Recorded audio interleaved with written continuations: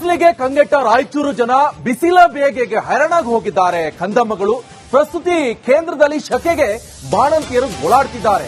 ಜೋಳಿಗೆಯಲ್ಲಿ ಹಸುಗುಸುಗಳನ್ನ ತೂಗ್ತಾ ಇರುವಂತಹ ಪೋಷಕರು, ಆಸ್ಪತ್ರೆಗಳ ಮುಂದಿನ ಮರಗಳಿಗೆ ಜೋಳಿಗೆಯನ್ನ ಕಟ್ಟಿದ್ದಾರೆ ತಾಯಂದಿರು. ಆಸ್ಪತ್ರೆ ಒಳಗೆ ಮಕ್ಕಳಿಗೆ ಸೂಕ್ತ ವ್ಯವಸ್ಥೆ ಇಲ್ಲ. ಆ ವ್ಯವಸ್ಥೆ ಇಲ್ಲದೆ ಪರದಾಟವನ್ನ ನಡೆಸ್ತಾ ಇದ್ದಾರೆ. ಸದ್ಯ ಬಾಣಂತಿಯರ ಗೋಳಾಟ, ಮಕ್ಕಳ ನರಳಾಟ, ಗಾಳಿ ಇಲ್ಲ, ನೆರಳಿಲ್ಲ, ಹಸುಗೂಸುಗಳಿಗೆ ನರಕಯಾತನೆ.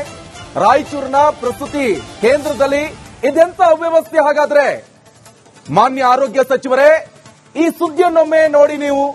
ಯಾಕಂತ ಹೇಳಿದ್ರೆ ಅಲ್ಲಿರುವಂತವರು ಬಾಣಂತಿಯರು, ಹಸುಗೂಸುಗಳು, ಆಸ್ಪತ್ರೆ ಒಳಗಡೆ ಒಂದು ನೆಟ್ಟಕ್ ವ್ಯವಸ್ಥೆ ಇಲ್ಲ. ಹೇಳಿದ್ರೆ ಆ ಭ್ರಷ್ಟಾಚಾರ, ಈ ಗುತ್ತಿಗೆಯಲ್ಲಿ ಇದು ಅದ್ಯಾವುದೋ NOC ಕಮಿಷನ್, ಇದೇನೋ 500-600 ಕೋಟಿ ಭ್ರಷ್ಟಾಚಾರ, ಇದರಲ್ಲೇ ಮುಳ್ಕೊಂಡು ಹೋಗಿದ್ರೆ ವ್ಯವಸ್ಥೆ ಯಾವ ರೀತಿಯಾಗಿ ಹೋಗುತ್ತೆ? ಹಾಗಾದ್ರೆ ಅಲ್ಲಿ ಬರುವಂತವರು ರೋಗಿಗಳು, ಆಸ್ಪತ್ರೆಯಲ್ಲೇ ಇಂಥ ವ್ಯವಸ್ಥೆ ಇಲ್ಲ ಅಂತ ಹೇಳಿದ್ರೆ ಬೇರೆ ಕಡೆ ಎಲ್ಲ ನಾವು ಎಕ್ಸ್ಪೆಕ್ಟ್ ಮಾಡೋಕ್ಕಾಗತ್ತೆ? ಏನ್ ಬದಲಾವಣೆ ಮಾಡ್ತೀರಾ ಹಾಗಾದ್ರೆ? ಆಸ್ಪತ್ರೆ ಪರಿಸ್ಥಿತಿ ಹೀಗಾದ್ರೆ ಬೇರೆ ಎಲ್ಲಿ ನಿಮ್ದು ವ್ಯವಸ್ಥೆ ಸರಿಯಾಗತ್ತೆ ಅನ್ನುವಂತ ಪ್ರಶ್ನೆ ಈಗ. ಇದು ರಾಯಚೂರು ಜನರ ಪರಿಸ್ಥಿತಿ ಹೀಗಾಗ್ಬಿಟ್ಟಿದೆ. ಬೇರೆ ಕಡೆ ಇನ್ನು ಕೇಳ್ತಾ ಹೋದ್ರೆ, ತೋರಿಸ್ತಾ ಹೋದ್ರೆ ಬೇರೆ ಇನ್ನೇನೆಲ್ಲ ಸಿಗುತ್ತೆ ನಿಮ್ಗೆ. ರಣ ಬಿಸಿಲು ಒಂದ್ ಕಡೆ, ನೀರಿಲ್ಲ ಕೆಲವೊಂದ್ ಕಡೆ, ನೀರಿಗಾಗಿ ಹಾಹಾಕಾರ ಶುರುವಾಗಿದೆ. ಜೊತೆಗೆ ಬಾಣಂತಿಯರು ಮಕ್ಕಳಿಗಲ್ಲಿ ವ್ಯವಸ್ಥೆ ಸರಿಯಾಗಿಲ್ಲ.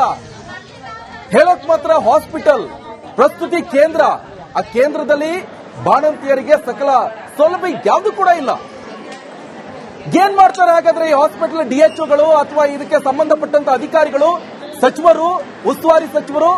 ಆಚೆ ಕಡೆ ಅಟ್ಲೀಸ್ಟ್ ಒಂದ್ ಸ್ವಲ್ಪ ನೋಡ್ಕೊಳ್ಳೋಕಾದ್ರೂ ಹೋಗಿ ಬನ್ನಿ. ಪರಿಸ್ಥಿತಿ ದೊಡ್ಡಕ್ಕೆ ಭಾಷಣ ಮಾಡೋದು, ನಿಮ್ಮ ಮಕ್ಕಳನ್ನ ಈ ಸರ್ಕಾರಿ ಹಾಸ್ಪಿಟಲ್ ಅಲ್ಲಿ ಈ ಬಾಣಂತಿಯನ್ನ ಡೆಲಿವರಿ ಮಾಡಿಸಿ, ಇದೇನಾ ನಿಮ್ ಪರಿಸ್ಥಿತಿ? ಇನ್ನೇನ್ ಮಾಡ್ತಾರೆ? ಖಾಸಗಿ ಹಾಸ್ಪಿಟಲ್ಗಳಿಗೆ ಹೋಗ್ತಾರೆ. ಈ ಬಗ್ಗೆ ಮಾಹಿತಿ ಕೊಡ್ತಾರೆ ನಾಗರಾಜ್ ಫೋನ್ ಸಂಪರ್ಕದಲ್ಲಿ ಜಾಯ್ನ್ ಆಗಿದ್ದಾರೆ. ನಾಗರಾಜ್, ಏನ್ ಕತೆ ಇದು? ಸದ್ಯ ಈಗ ಬಾಣಂತಿಯರ ಪರಿಸ್ಥಿತಿ ಹಾಗಾಗಿದೆ, ಏನ್ ಹೇಳ್ತಾರೆ ಅವರು? ಸಂಬಂಧಪಟ್ಟವರು ಈಚೆ ಕಡೆ ಏನಾದ್ರೂ ತಿರುಗಿಯಾದ್ರೂ ನೋಡಿದ್ರಾ? ನಿಕೇಶ್, ಏನೋ ಬಿಸಿಲು ನಾಡು ರಾಯಚೂರಿನಲ್ಲಿ ಬಿಸಿಲಿನ ಬೇಗೆಗೆ ಈಗಾಗಲೇ ಮಕ್ಕಳು ಸಂಪೂರ್ಣವಾಗಿ ಹೈರಾಣಾಗ್ತಾ ಇರುವಂತದ್ದು. ಯಾಕಂತಂದ್ರೆ ಆ ಸಂತಾನಹರಣ ಚಿಕಿತ್ಸೆಗಾಗಿ ಏನು ರಾಯಚೂರಿನ ವಿವಿಧೆಡೆಯಿಂದ ಏನು ಆ ನಗರ ಏನು ರಾಯಚೂರು ನಗರದ ಪ್ರಸೂತಿ ಕೇಂದ್ರಕ್ಕೆ ಏನೋ ಚಿಕಿತ್ಸೆಗಂತ ಬರ್ತಿದ್ದಾರೆ. ಆದ್ರೆ ಈ ಒಂದು ಆಸ್ಪತ್ರೆಯಲ್ಲಿ 10 ಬೆಡ್ಗಳ ವ್ಯವಸ್ಥೆ ಮಾತ್ರ ಇರೋದ್ರಿಂದ ಏನು ಆ ಒಂದು ಆಸ್ಪತ್ರೆಗೆ ಏನು ತಾಯಿಗೆ ಸಂತಾನಹರಣ ಚಿಕಿತ್ಸೆ ಆದ ಸಂದರ್ಭದಲ್ಲಿ ಮಕ್ಕಳಿಗೆ ಏನು ಹೊರಗಡೆ ಗಾಳಿ ಆಗಿರ್ಬೋದು ಮತ್ತು ಒಂದು ಹೊರಗಡೆ ಶಾಮಿಯಾನ ಮತ್ತು ಯಾವುದೇ ಒಂದು ವ್ಯವಸ್ಥೆ ಇಲ್ಲ. ಹೀಗಾಗಿ ಮಕ್ಕಳನ್ನ ಸುಡುವಂತ ಆ ನೆಲದ ಮೇಲೆ ಮಲಗಿಸುವಂತ ಅನಿವಾರ್ಯ ಸ್ಥಿತಿ ಇರುವಂತದ್ದು. ಹೀಗಾಗಿ ಏನು ಆ ಒಂದು ಆಸ್ಪತ್ರೆಗೆ ಬರುವಂತಹ ಪೋಷಕರೇನು ಮಗನು ಮರದ ಟೊಂಗೆಗಳಿಗೆ ಸೀರೆಯನ್ನ ಕಟ್ಟುವ ಮೂಲಕ ಮಕ್ಕಳನ್ನ ಗಾಳಿಗೆ ತೂಗುವಂತ ಕೆಲಸವನ್ನ ಮಾಡ್ತಾ ಇರುವಂತದ್ದು. ಯಾಕಂತಂದ್ರೆ ಸಂಪೂರ್ಣವಾಗಿ ಈ ಭಾಗದಲ್ಲಿ ಬಿಸಿಲು ಸಂಪೂರ್ಣವಾಗಿ ದಿನದಿಂದ ದಿನಕ್ಕೆ ಹೆಚ್ಚಳವಾಗ್ತಾ ಇರುವಂತದ್ದು. ಆದ್ರೂ ಸಹ ಏನು ಆ ಒಂದು ಆಸ್ಪತ್ರೆಯ ಆಡಳಿತ ಮಂಡಳಿ ಆ ಒಂದು ಆಸ್ಪತ್ರೆಯಲ್ಲಿ ಏನೋ ಒಂದು ನೆರಳಿನ ವ್ಯವಸ್ಥೆ ಮಾಡಬೇಕಾಗಿತ್ತು, ಅಥವಾ ಆ ಶಾಮಿಯಾನ ಹಾಕಬೇಕಾಗಿತ್ತು, ಅಥವಾ ಒಂದು ಆಸನದ ವ್ಯವಸ್ಥೆಯನ್ನಾದ್ರೂ ಮಾಡಬೇಕಾಗಿತ್ತು. ಆದ್ರೆ ಇದು ಯಾವುದನ್ನು ಮಾಡಿಲ್ಲ. ಹೀಗಾಗಿ ಆ ಸುಡುವಂತ ನೆಲದ ಮೇಲೆ ಮಕ್ಕಳನ್ನ ಮಲಗಿಸುವಂತ ಸ್ಥಿತಿ ನಿರ್ಮಾಣವಾಗಿರುವಂತದ್ದು. ಇದರಿಂದ ಆ ಮಕ್ಕಳಿಗೆ ನಿರ್ಜಲೀಕರಣ ಆಗದಂತೆ ನೋಡಿಕೊಳ್ಳುವ ನಿಟ್ಟಿನಲ್ಲಿ ಪೋಷಕರು ಏನು ಮರದ ಟೊಂಗಿಗಳಿಗೆ ಕಟ್ಟಿ ಜೋಳಿಗೆಯನ್ನ ಕಟ್ಟಿ ತೂಗುವ ಮೂಲಕ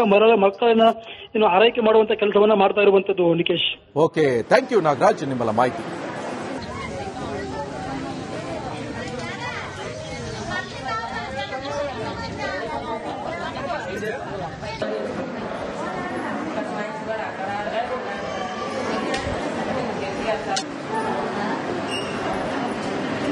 ನೋಡಿ, ಅಲ್ಲಿ ಸಾಲ್ಗಟ್ಟಿ ಕೂತ್ಕೊಂಡಿದ್ದಾರೆ. ಪಾಪ ಅವರ ಗೋಳು ಕೇಳುವವರೇ ಇಲ್ಲ. ಯಾಕಂತ ಹೇಳಿದ್ರೆ ಪಾಪ ಸರ್ಕಾರದಲ್ಲಿ ಇರುವಂತ ಫುಲ್ ಬ್ಯುಸಿ ಆಗಿದ್ದಾರೆ.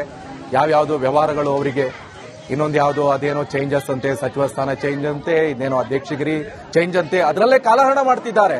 ಆದ್ರೆ ಈ ಸಮಾಜದ ವ್ಯವಸ್ಥೆ ಯಾವ ರೀತಿ ಆಗಿದೆ ಅಂತ ಹೇಳಿದ್ರೆ, ಈ ಹಾಸ್ಪಿಟಲ್ ವ್ಯವಸ್ಥೆ ಇರ್ಬೋದು, ರೋಡ್ ಸರಿ ಇಲ್ಲ, ರೋಡಿಗೆ ಏನಾದ್ರೂ ಬರೀ ಎಲ್ಲ ರೋಡ್ ಎಲ್ಲ ಕಿತ್ತೋಗ್ಬಿಟ್ಟಿದೆ, ಧೂಳುಮಯ, ವಾಹನ ಹೋಗೋಕ್ಕೂ ಸಮಸ್ಯೆ.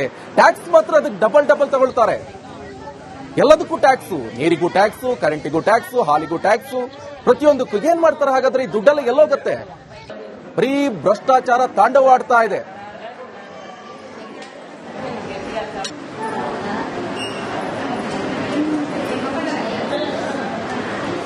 ಬಿಸಿಲಿಗೆ ಕಂಗೆಟ್ಟ ರಾಯಚೂರು ಜನ ಬಿಸಿಲ ಬೇಗೆಗೆ ಹೈರಾಣಾಗಿ ಹೋಗಿದ್ದಾರೆ. ಕಂದಮ್ಮಗಳು ಪ್ರಸ್ತುತಿ ಕೇಂದ್ರದಲ್ಲಿ ಶಕೆಗೆ ಬಾಣಂತಿಯರು ಗೋಳಾಡ್ತಿದ್ದಾರೆ. ಜೋಳಿಗೆಯಲ್ಲಿ ಹಸುಗುಸುಗಳನ್ನ ತೂಗ್ತಾ ಇರುವಂತಹ ಪೋಷಕರು, ಆಸ್ಪತ್ರೆಗಳ ಮುಂದಿನ ಮರಗಳಿಗೆ ಜೋಳಿಗೆಯನ್ನ ಕಟ್ಟಿದ್ದಾರೆ ತಾಯಂದಿರು. ಆಸ್ಪತ್ರೆ ಒಳಗೆ ಮಕ್ಕಳಿಗೆ ಸೂಕ್ತ ವ್ಯವಸ್ಥೆ ಇಲ್ಲ. ಆ ವ್ಯವಸ್ಥೆ ಇಲ್ಲದೆ ಪರದಾಟವನ್ನ ನಡೆಸ್ತಾ ಇದ್ದಾರೆ. ಸದ್ಯ ಬಾಣಂತಿಯರ ಗೋಳಾಟ, ಮಕ್ಕಳ ನರಳಾಟ, ಗಾಳಿ ಇಲ್ಲ, ನೆರಳಿಲ್ಲ, ಹಸುಗೂಸುಗಳಿಗೆ ನರಕಯಾತನೆ. ರಾಯಚೂರಿನ ಪ್ರಸೂತಿ ಕೇಂದ್ರದಲ್ಲಿ ಇದೆಂತ ಅವ್ಯವಸ್ಥೆ ಹಾಗಾದ್ರೆ? ಮಾನ್ಯ ಆರೋಗ್ಯ ಸಚಿವರೇ, ಈ ಸುದ್ದಿಯನ್ನೊಮ್ಮೆ ನೋಡಿ ನೀವು.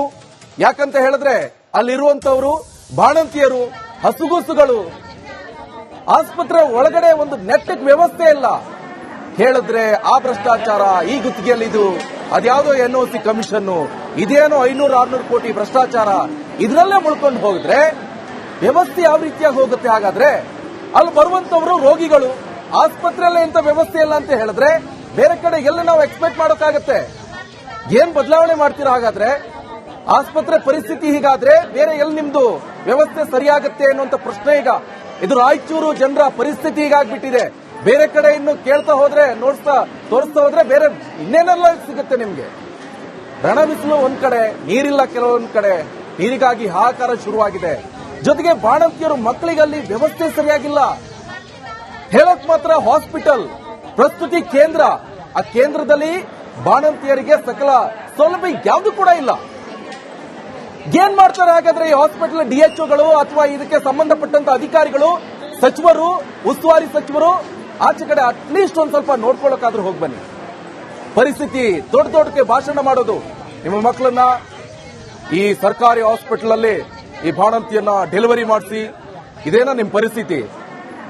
ಇನ್ನೇನ್ ಮಾಡ್ತಾರೆ? ಖಾಸಗಿ ಹಾಸ್ಪಿಟಲ್ಗಳಿಗೆ ಹೋಗ್ತಾರೆ. ಬಗ್ಗೆ ಮಾಹಿತಿ ಕೊಡ್ತಾರೆ ನಾಗರಾಜ್ ಫೋನ್ ಸಂಪರ್ಕದಲ್ಲಿ ಜಾಯ್ನ್ ಆಗಿದ್ದಾರೆ. ನಾಗರಾಜ್, ಏನ್ ಕತೆ ಇದು? ಸದ್ಯ ಈಗ ಬಾಣಂತಿಯರ ಪರಿಸ್ಥಿತಿ ಹಾಗಾಗಿದೆ, ಏನ್ ಹೇಳ್ತಾರೆ ಅವರು? ಸಂಬಂಧಪಟ್ಟವರು ಈಚೆ ಕಡೆ ಏನಾದ್ರೂ ತಿರುಗಿಯಾದ್ರೂ ನೋಡಿದ್ರಾ?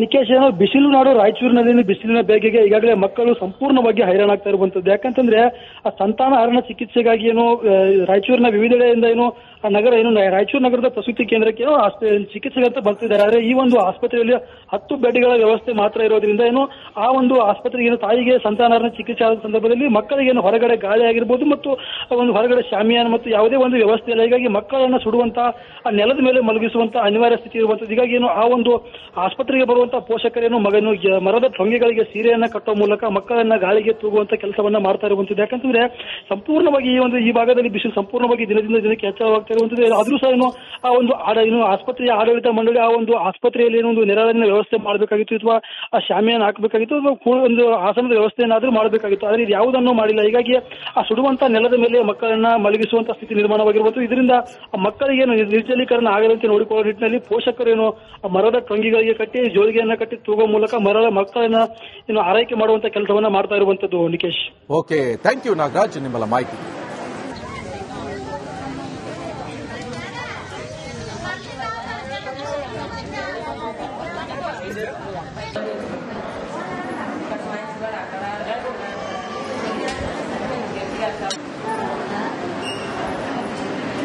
ನೋಡಿ, ಅಲ್ಲಿ ಸಾಲ್ಗಟ್ಟಿ ಕೂತ್ಕೊಂಡಿದ್ದಾರೆ. ಪಾಪ ಅವರ ಗೋಳು ಹೇಳುವವರೇ ಇಲ್ಲ. ಯಾಕಂತ ಹೇಳಿದ್ರೆ ಪಾಪ ಸರ್ಕಾರದಲ್ಲಿ ಇರುವಂತ ಫುಲ್ ಬ್ಯುಸಿ ಆಗಿದ್ದಾರೆ.